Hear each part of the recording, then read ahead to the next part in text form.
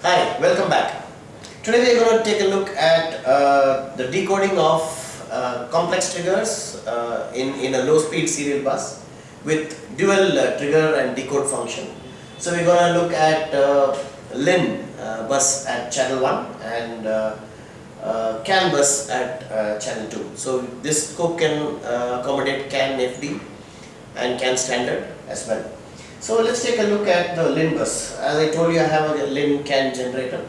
So this is a basic LIN bus which is running at 9.6 kilohertz, kilobits per second.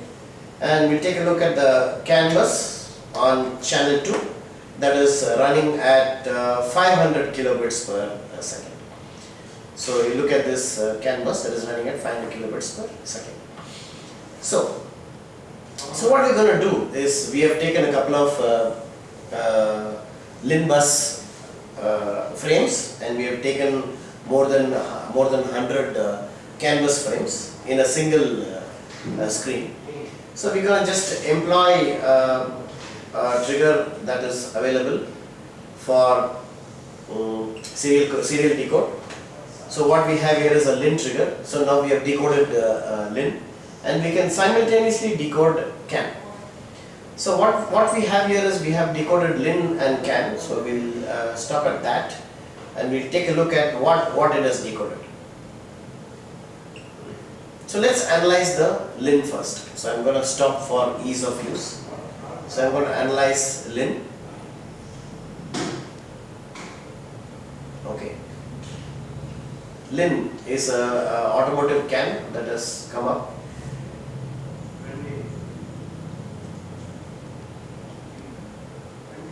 So we have a break, we have a sync of 055 SID, and this is a message identifier 0x30. We have a data OXE70 and we have a second data of OX00T and we have a third data CS, the chip select of 0x18. So everywhere we have a transfer data and a start data that to look at. If you look at it deeply, we have a start data, we have a byte and a stop data. Start data, byte and a stop data. So we're going to look at the second setup. The second setup will also have a start data, byte and the stop data. So here you have, I'm going to go deep into it. Once you go deep into it, there are two frames within this frame. Frame number 1 and frame number 2. So look at the frame number 1, we have data byte. This is a sync bit error, data byte, start and a synchronization error that comes up and there is a stop bit. So we go to the next frame, we have a data frame and no answer frame basically. So that's why it is marked in red. So we can acquire many such data that is coming up and you could analyze in LIN. So we also have a unit that corresponds to the sync data that comes up. And the LIN can be saved and later analyzed. So we can go for CAN bus.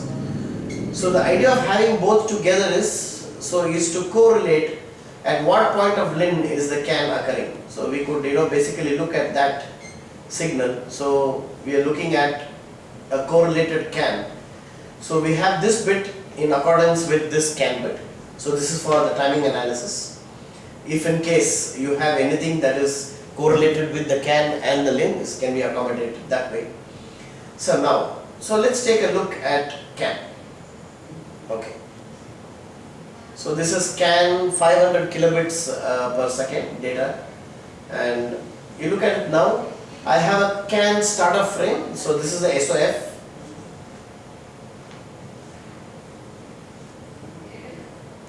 And we have an ID. The ID is 0x00A. We have a stuff bit in between and the DLC is 2. This DLC is 2 and we have another stuff bit. So, and then we have a CRC, cyclic redundancy code 0x4824 and an acknowledge of the slave bit that received from the CAN, and then there is an end of frame. So such frames, frame by frame, can be acquired and selected and tested. So I am going to remove LIN for ease of use, we're gonna look at the zoom of CAN. So we can acquire more data here, and then we could zoom on to frame by frame and keep looking at frame by frame in this canvas. So these frames are also available here. So we could search. Now let's say similar to I2C, you could search for frame. We can have a setup. Then we have done. Sorry, code 2. We have a setup, and then we can also go for a hexadecimal. So right now I was in decimal, and then now we have a hexadecimal display. So now you could see this in clarity. So now you have a SOF, startup frame, stuff bit, ID identifier, and then we have RTR, IDE, FDF, and DLC is code 2, and we have data, stuff bit again. There's a CRC of 04x42A, and then CRCD, acknowledgement received, and end of frame. So this is one particular frame. So we can go, like I said, we can go frame by frame, and instead of looking at all these frames, of course you can acquire more frames. You can acquire more frames as well. So we have huge memory and high sampling rate to acquire minutes of CAN data. And now you can go for a symbolic or a hexadecimal. When you go for a symbolic, you can see if the data is from either a main chip or the sub chip of CAN, and you can also see whether the CAN is for airbag release or ABS action or navigation or anything on the ADAS network. So the CAN will be able to tell you symbolically whether it's a battery data or anything. So the CAN will be able to give you input. It can also cross-link with the LIN and the MOST serial data and give you a redundancy of what is really happening on your circuit at that point of time. Now, besides this, you can also go for measurement, and you can go for a measurement such as this digital. You can go for digital to analog. You can go for timing analysis. You can go for dV by dt analysis, and you can go for percentage analysis. So you can have a DAC kind of thing. You can have a message to analog or an analog to message, depending on how you would like to look at it. You can take a particular message and convert it to an analog signal to see how exactly CAN communicates to its sensors, or how CAN picks up data from its sensors. So that way, you can also have an eye diagram setup. So you set up an eye diagram, and as you can see, this is the eye diagram for CAN. It depends. On one particular frame, you can have an eye diagram. So this eye diagram is with respect to this particular CAN frame, to see if you can have a pass or fail situation in Canvas. Okay. Okay. So besides, you can go for a search protocol.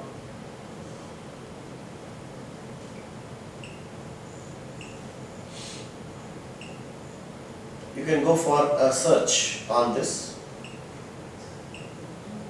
So now, when you search, you can go for a search of ID or stuff bit or DLC or FDF or even a status.